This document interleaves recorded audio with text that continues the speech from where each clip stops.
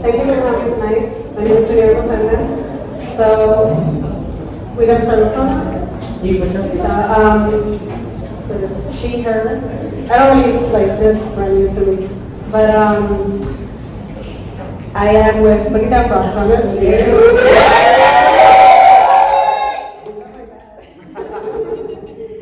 A little bit about myself. I started running. I love to run. It makes me happy. It brings me joy. And you guys are my family.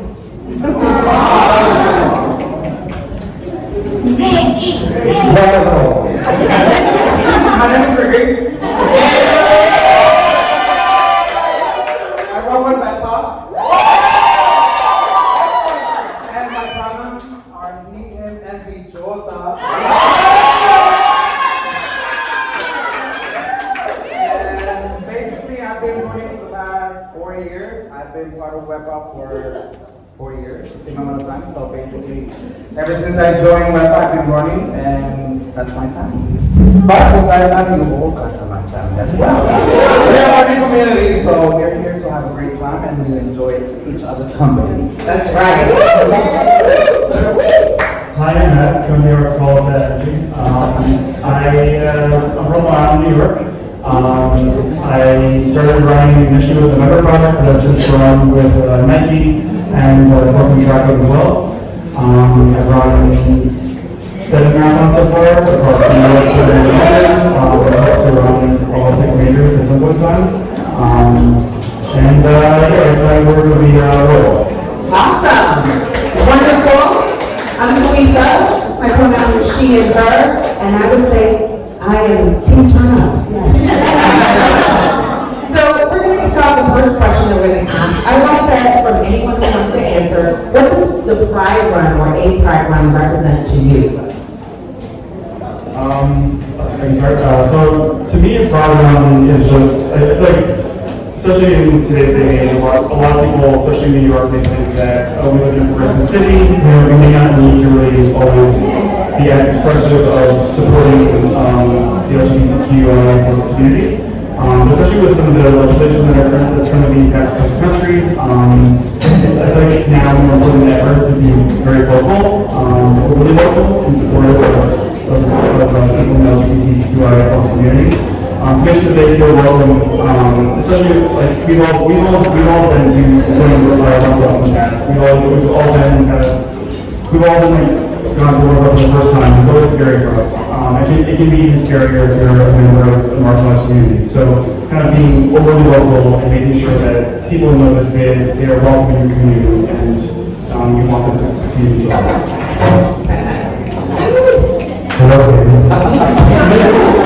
So Pride Run for me actually means you guys celebrating us, accepting us, and supporting us, and giving us the great love that you're giving us right now, and basically showing us that we are here. And thank you, guys. Oh yeah, we can say until 5 o'clock in the morning. You can go straight home.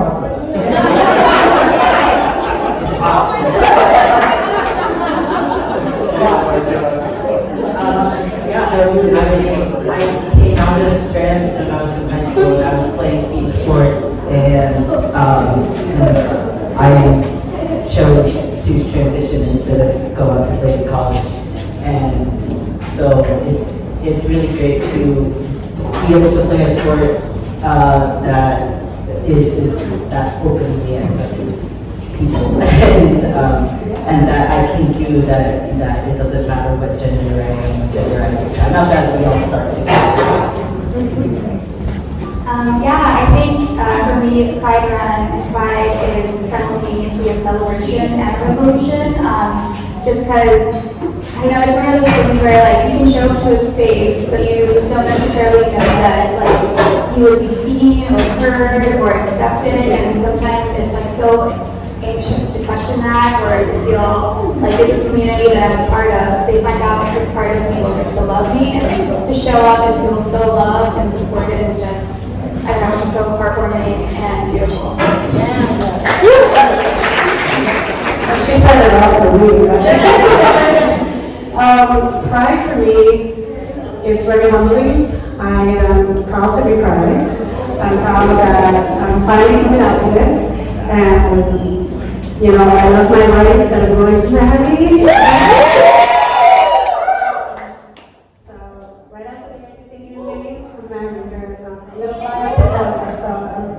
But Pride means to me a lot because I feel that it's a big giant. It's like, all right, you guys are my running family, but Pride is just more. It's like adding to the colorful bubble, and it's just beautiful. And we're all coming from different ties, different colors, and it's just a beautiful feeling to know that there's so many of us out there that we still haven't really come out the closet, you know, and we're afraid. So we are here to stand and to say we are here to stay.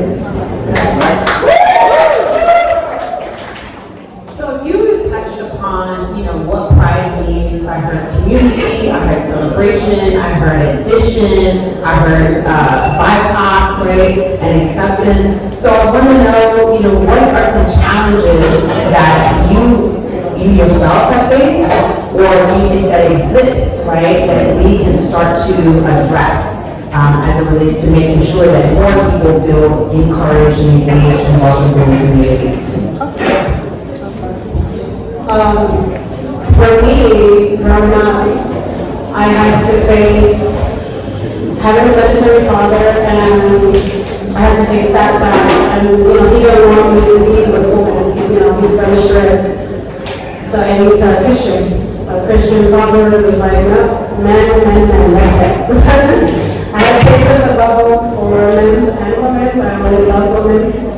But now that I'm 40 years old with 4 children, it was a journey that I had to go through. And finally, I just said, you know what, screw it. I love her so much. And I met her at a very young age, but I'm going back to her. And yeah, that's... There was more to that, but I just cut it down.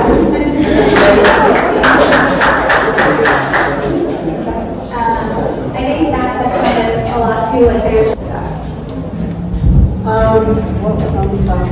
For myself, I felt very welcome coming to all of the community rooms.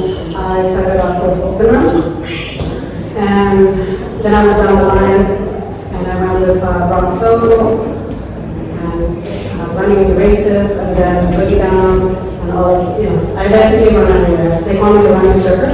So they welcome me with just love and grace. And it doesn't matter what gender you are.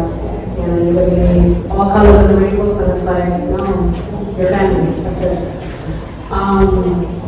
I try my best to run every day. If I'm hurt or anything like that, everybody, if I'm not showing my face in the runs, everyone's like, yo, chica, where you at? You know, and they hit me up. It could be Instagram, anywhere, and they'll still hit me up. So that's the love that everyone has when we come to this running community. For myself, you know, as an experience for myself. But yeah, it's joy. Just to notch it down, it's joy. yeah, I have a really silly story. So for myself, I'm gonna go more towards my family household. So while they were growing up, I was listening in on my children, and I always told them to be as open as possible with me, never to hide anything, because it's not good, you know. I grew up in a household where I had to cage myself and hide a lot of stuff. And I walk on the street and, you know, my father would be looking at a woman, I'm like, God damn, she would do. You know, I couldn't tell my father, but, you know, I wish he was here, we were looking at girls together, but yeah, that's another story. But for my kids, they came out at a very young age, and I was so grateful and happy to know that they were so proud to like just come out and tell me and to be so blunt, you know. So they got a little bit from me with the, I'm so blunt, but you know, I'm grateful that I gave them that comfortability, that comfort zone. I wish I was as bold as them, you know, these kids nowadays forget about it. So yeah, so just if you know someone that is within that zone, that circle space, and they are afraid, please, open your heart, open your arms to them, and just let them know, like, you can tell me, it's okay, you know? Talk about it a little bit more, you know, with your children and family members, and don't be afraid, you're not a disease. Red rainbow. Can I just piggyback real quick? Sure. Can you offer, if someone has a child, right, because you have children who will come out, can you offer one suggestion of how a parent or an aunt or an uncle can communicate to someone that they're close to about that? Like, sure. In order to encourage children. Sure. For me, I always encourage my children, basically just to be as open as possible, not to be afraid of this world. Yes, there are so many things happening in this world, but, you know, I'd rather you know yourself and know yourself at a very young age, like that when you grow up, you won't grow up so, you know, all twisted. But, just talk to your children every day, and be mindful that they have hearts and they're very young souls. Be careful with certain things that you say around them. Well, you guys already know that. I don't really have to tell you, but just be mindful, you know, because if you know your child, you know that they are, you know. But yeah, just love them. Love them and don't treat them different. We are all one, and you guys have anything to say? The other thing, when I came out 3 years ago, I'm not sure why I was, and I think what happened with my parents was that, I mean, it was almost like a non-factor. It's like I'm still the same person that I have been for the past 33 years. Like it really, like yes, there's some changes that are that we can talk about now, but overall, who I am as a person is inherently the same. I'm just the same. I'm the same person I was. So I think for me, I mean, maybe that's not the case for everyone, and maybe it is a more substantial change for some people. They would want that to be addressed. But I think knowing your child, I think my mom in particular knew kind of that to me. I just wanted it to be kind of I'm the same person. This is not really a big deal.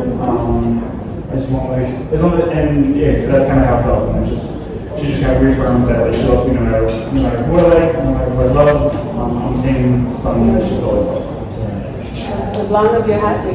Yeah. And that's a wonderful thing. We do know that just in our communities that every parent, every person just is not as accepting. So one thing that I know and I'm aware of, just educate yourself first before you have any conversations. Do some research. The internet is free, right? Google is your friend. And so it's just important to, just identify some information and then communicate with someone, who is trustworthy and who can be a good resource for you, because everyone and everything is not a good resource. So the last question that I have for you guys is, how can we as a community, right, as a community of people who also are runners, right, but just as a community of individuals, how can we be allies for anyone who is trying to come out, or those who are fully out and supported, and, really are proud of themselves and live and stand firm in their truth? How can we be a supportive community to you as individuals, but also to the community as a whole? Anybody wants to answer?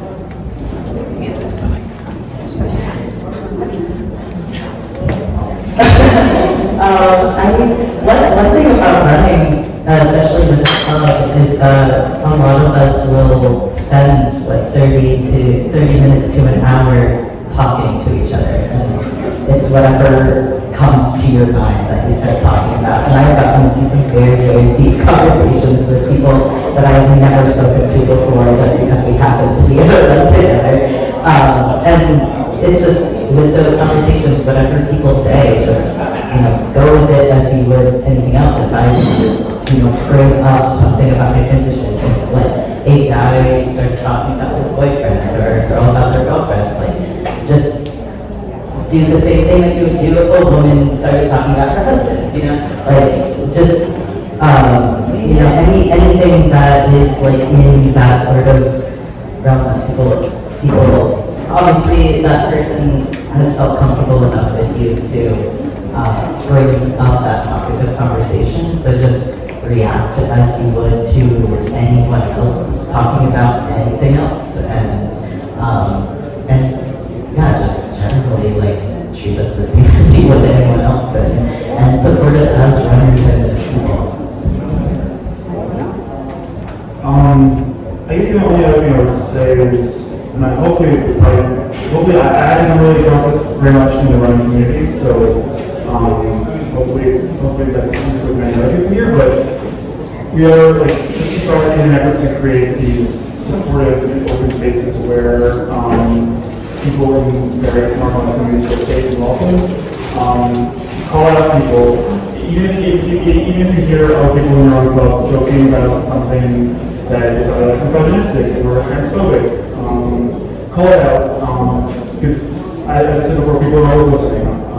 And maybe someone is just like in the closet and they're cisgender and like hetero passing, and they may, up until that point, have just kind of been afraid to really share that with them. So I think if you ever do come across some of those more toxic elements within your community, to kind of call it out and let it be known across, and also I guess have leaders of those communities kind of stress that that's not accepted in this space, just to make sure that those that still may be unsure if they want to share that, know that they have that option and that they are safe and welcome. I was just gonna basically say that, like, oh my God, it's so amazing.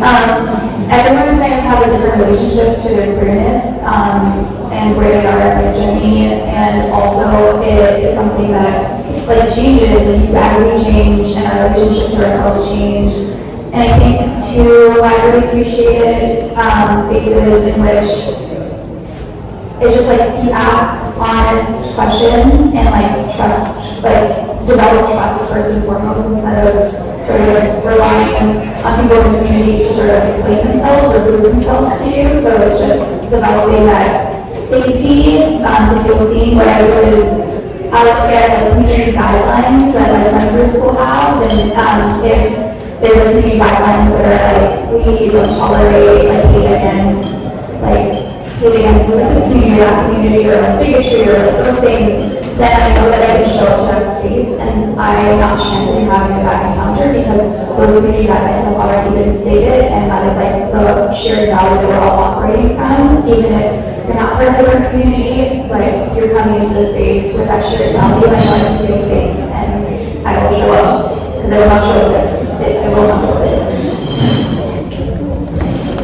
Awesome. Let's give it up for all of our panelists.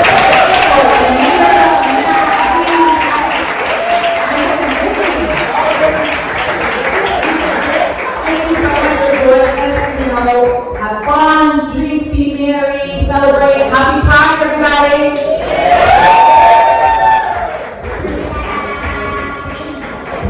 Again, thank you all, appreciate it. Guys, that is the end of our fourth annual Pride Elevation.